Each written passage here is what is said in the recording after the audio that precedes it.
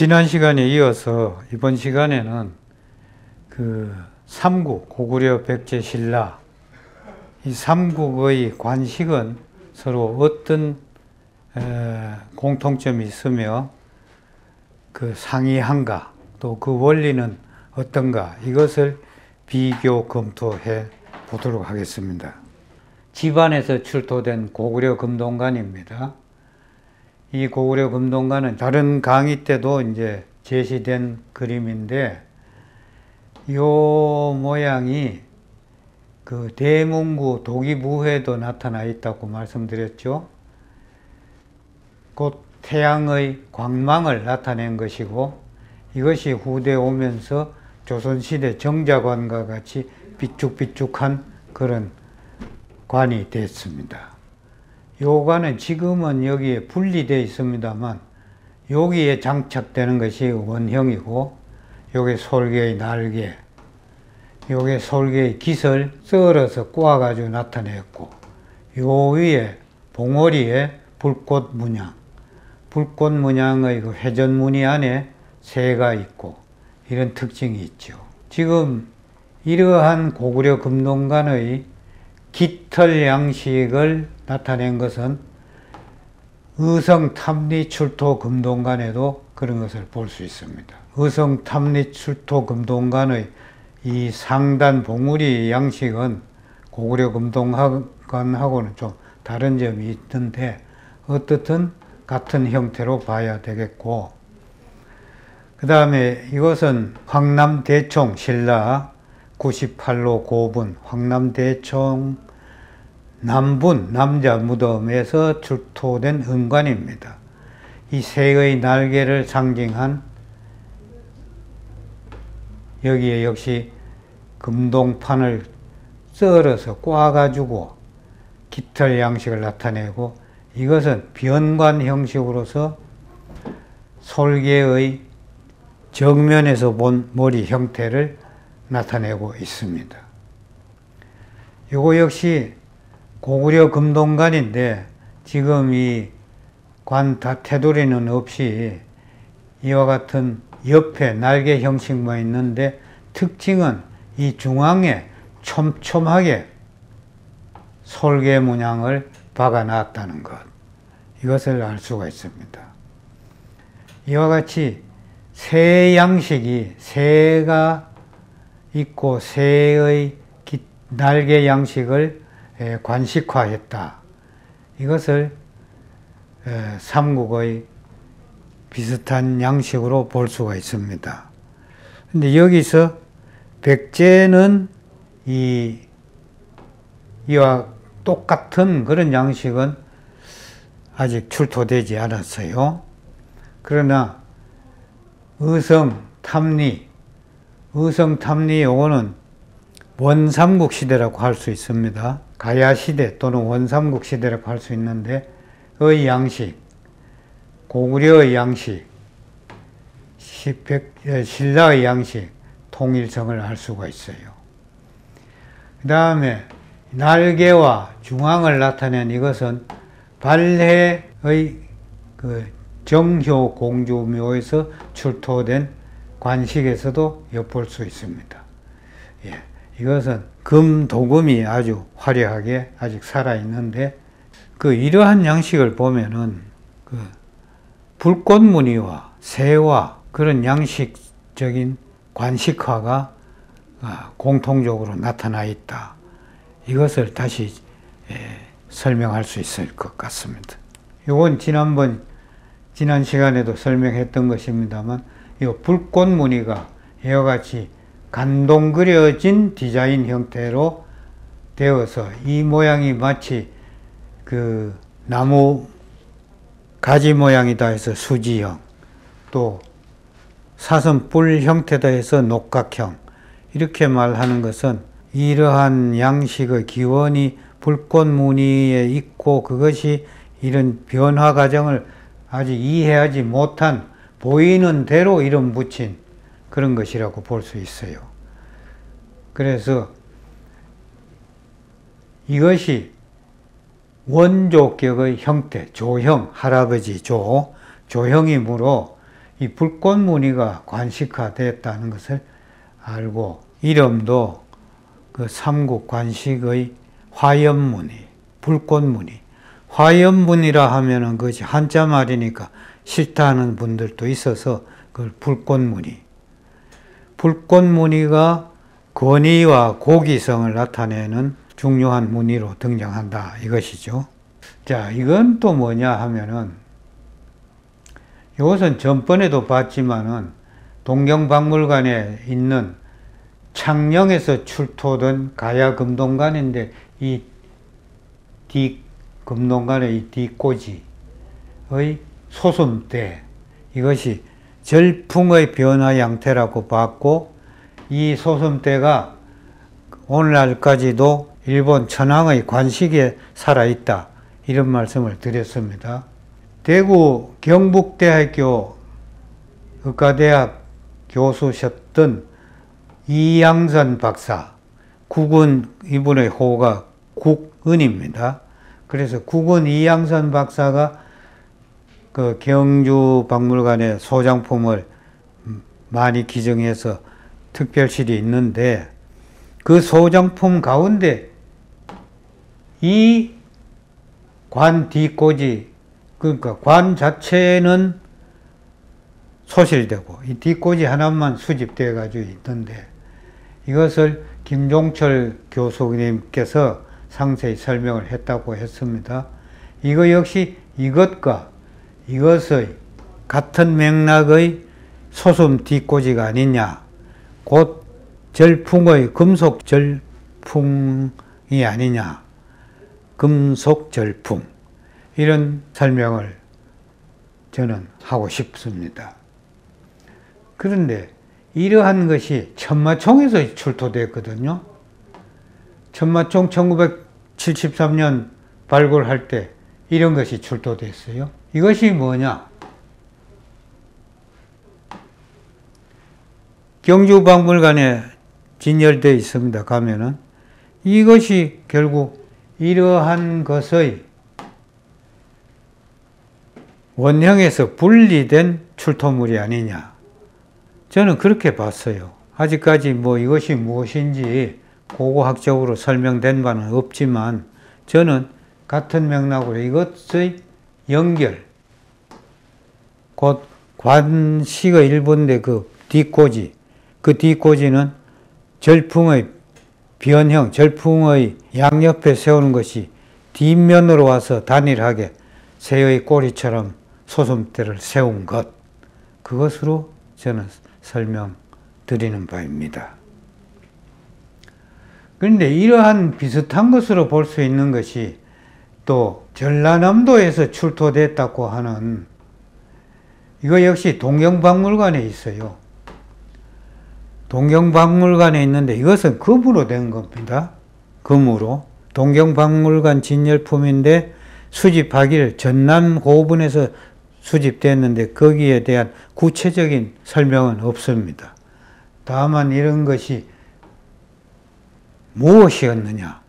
물론 이것 소장하고 있는 동경박물관에서도 구체적인 설명을 따로 한 게 안 보입니다. 제가 볼 때는 이 같은 관식의 일부가 아니냐. 그렇다면 삼국간 어떤 그 절풍의 변형 단계가 이와 같이 나타났다, 이렇게 말씀드리고, 고대의 관식이라는 것은 권위의 상징물이기 때문에 그것이 쉽게 바뀌지도 않을 뿐 아니라, 또 그 권위가 다른 것으로 인해서 변경되지 않는 이상 그 양식이 그대로 지속되고 있습니다. 그 부족 집단의 관식이 백제, 신라, 가야 등에서 세숭배 사상의 원시 신앙이 분포된 나라에서는 형태는 약간씩 달라졌지만 비슷한 유형으로서 널리 유행된 관식이었을 것으로 본다, 이거죠. 그러니까 우리나라의 그 비교적 좁은 지역에서는 중국과 같이 광대한 영토가 아닌 데서는 어느 정도 유사한 형태가 고구려, 신라, 백제, 가야 여기에 문화의 양식적 유사성이 보존됐었다 이런 얘기입니다. 그것을 관으로서 불꽃 무늬가 삼국관 어떻게 나타났느냐를 봅시다. 다시 한번. 자, 이게 고구려 청안리 철도 금동관이에요. 이 금동관이 북한에서는 해방 후 철도 유물로서는 가장 유명하고 중요한 철도물로 꼽고 있는 것이죠. 그 다음에 이것은 백제문영왕릉 관식입니다. 백제문영왕릉 관식을 보면은 꽃 모양과 되었다 해서 이것을 초화형이라고 했는데 불꽃 무늬의 우아한 형식으로 봐야 되겠죠. 불꽃도 불꽃 아닙니까? 불 플러스 꽃. 활활 타오르는 화염을 갖다가 꽃으로 묘사한 게 불꽃이잖아요. 그래서 이 불꽃 무늬. 그 다음에 이게 가야 복천동에서 나와 있는 이건데, 이거는 역시 이러한 불꽃 무늬가 간단하게 이렇게 변하는 과정. 여기에 요 보주라고 하는 여기에 설계가 들어있죠. 이 복천동 이 금동관 안의 설계는 더 특이하게 완전히 제트키 형식이에요. 제트키와 같은 조형을 하고 있습니다. 근데 그것을 지금까지 세라고 본 적이 없고, 고고학계에서는 삼엽, 삼지엽, 세가닥 잎사귀로 봤죠. 세가닥 잎사귀가 무엇을 상징하느냐? 그 상징을 설명해야 될 것 아닙니까? 이게 설계입니다. 설계. 그 다음에 이것은 가야 고령 지산동에 나온 금동관인데 계명대학교에서 발굴했고 계명대학교 박물관에 있던 것인데 지금 중앙박물관으로 옮겨져 있는 걸로 알고 있습니다. 이러한 양식적 변화가 이와 같이 변하는 것이죠. 요러한 것이 이와 같이 탁탁 꺾어지고. 그러나 이 불꽃무늬, 이러한 불꽃무늬가 불교 쪽으로 수렴되면서 그것이 보주라는 이름을 얻게 되죠. 보주, 보배로운 구슬이다. 이게 전부 다 같은 것이죠. 이건 역시 오쿠라가 한자 이름은 소창인데 오쿠라 콜렉션 것인데 가야 출토물 금동관입니다. 동경박물관에 있습니다. 그런데 요거는 새의 부리 부분 같아 보여요. 제가 실물을 봤습니다만. 그리고 여기는 불교의 보살 뒤에 화염문 있는 그 형태를 띠고 있는데, 이 양식은 초기의 이런 양식이 후대 와서 많이 변형된, 많이 진화된 그런 양식으로 보입니다.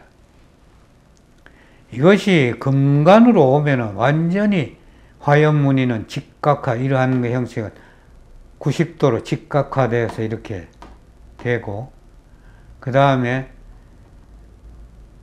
도리어 진화되지 않는 형태로 나뭇가지처럼 이와 같이 수지형이 있고 새가 있고 이러한 형태로 되기 때문에 화염무늬, 불꽃무늬 플러스 그 다음에 새, 그 다음에 여기에 다는 고곡, 이 세 가지를 저는 이제 금관을 이루는 3요소다 이렇게 설명했습니다. 상세히 설명이 되어 있습니다. 태양숭배사상, 이것이 화염무늬나 빗살무늬, 또 불꽃무늬로 나타나고, 새숭배사상이 신조인 솔개나 봉황으로 나타나고, 그래서 태양숭배와 새숭배사상 두 가지 형태가 복합되어서 군왕이나 지도자의 관식으로 상징된다. 이것이 고대 관식의 구성 원리라고 저는 설명합니다. 근데 관의 외관은 그런데 내관은 내관은 또 이런 것이 있어요. 이게 외관인데, 이게 이제 외관인데, 이 외관 안에, 이것 전부 다 외관입니다. 외관 안에 쓰는 것으로, 요런 꽃갈관을 쓴단 말이에요. 그래, 꽃갈관을 뭐라고 하느냐. 변관이라 그럽니다. 변관. 지난 시간에도 설명드렸습니다만, 변환할 때 변인데, 그게 솔개변이기도 하고, 머리변이기도 하고, 곡갈변이거든요. 근데 우리말로 곡갈이 뭐냐? 이럴 때 그 곡갈은 고유어는 고유어지만, 그 말의 어원은 아직 밝혀진 바가 없어요. 저도 물론 연구했습니다만 못 밝혔는데, 혹시 곡갈이란 말이 솔개나 새라는 말의 저쪽 그 중앙아시아 계통의 말이 아니냐, 이런 생각도 해봤습니다만, 그 언어학적인 고구는 제가 아직 능력이 미치지 못했습니다. 어떻든 곡갈이라는 것은 이 삼각 형태의 모자를 말하는데, 그것이 중국 문헌에서 봤을 때 설명하기가 매우 어려웠던지, 두 손바닥을 마주해서 하단부를 벌린 형태, 이것을 곡갈로 중국 문헌에서는 설명하고 있어요. 예. 그래, 이것이 이제 삼각형으로 모자에 딱 올라가는 그 형태인데, 그 곡갈이 이제 변관이라고 하니까, 곡갈이 변하고 또 같은 것이니까 변이 솔개란 말이에요. 그러면 곡갈머리 그것도 솔개의 머리다 이거죠. 그런데 이 백제계통에서 이 변관에 이와 같이 대롱을 달고 위에 종지 같은 걸 붙인 이런 특이한 형태가 발견됐어요. 이것은 백제 익산 입점리에서 출토된 금동관인데, 이것을 고고학계에서 여러 각도로 부릅니다. 제 책에는 뭐 그 변별해서 제 학설을 쭉 소개했습니다만, 뭐 종지 같은 것을 요 붙여놨으니까 저것이 무슨 기능인지 그 기능은 설명한 바가 없고, 다만 이 모양을 뭐 주발이다, 뭐다, 뭐 이렇게 설명하고 있어요. 그런데 요와 같이 희한한 요 모습이 일본 후노야마 고분에서 보면은 요것이 또 있습니다. 그래서 후노야마 고분이 백제의 그 금동관의 영향을 받았다 하는 것이 이 관으로서 증명되고 있어요. 예. 어떻게 이것이 똑같을 수 있습니까? 그런데 이거에 대한 무슨 나팔대롱처럼 기괴하게 생긴 여기에 대한 해석을 일본 고고학계에서도 깨끗하게 설명해 놓은 것이 없습니다. 물론 우리나라도 뭐 여러 학 사람들이 설명하지만 뭐처럼 생겼다라고만 말했지 그것이 상징하는 바는 무엇이다 이렇게 얘기하지 않고 있습니다. 얘기 못하고 있습니다. 저는 이것이 이런 소품 금속 절풍의 변형 단계, 이렇게 솟은 여기에 이와 같은 새의 깃털을 악교로 꽉 박아가지고 심어가지고 삐죽하게 이렇게 위용을 나타내지 않았느냐. 물론 그때는 이 금속, 이 대롱은 금속으로서 그대로 노출하지 않고 비단으로 감아 쌌겠죠. 가죽이나 비단으로 싸고 이 종주발 같은 여기에 악교로서 이 깃털을 꽉 심어가지고 견고하게 고착시킨 다음에 이렇게 뒷꽂이로서 높이 관식화했을 것이다. 이렇게. 이것은 몽골 그 박물관에 있는 관식인데 이렇게 했을 것이다. 우리 육군 사관 생도들 행진할 때 보면은 이 흰 새 깃털을 사관 생도들 머리에 꽂아가지고 씩씩하게 걷는 멋진 모습이 있잖아요. 이러한 그 유습으로서 알 수 있다. 이런 말씀을 드립니다. 이 몽골역에서는 이것은 일종의 갑옷들이고 투구고 그렇습니다. 이러한 소슴 관식이 일본 천황 관식에 이렇게 남아있다. 그런데 백제에서는 이거 하나만 있는 게 아니라 여기 또 있어요. 그 고흥 안동이라고 하는 지역에, 경북 안동이 아닙니다. 전남 고흥군 안동입니다. 거기 고분에서 또 이런 것이 나왔어요.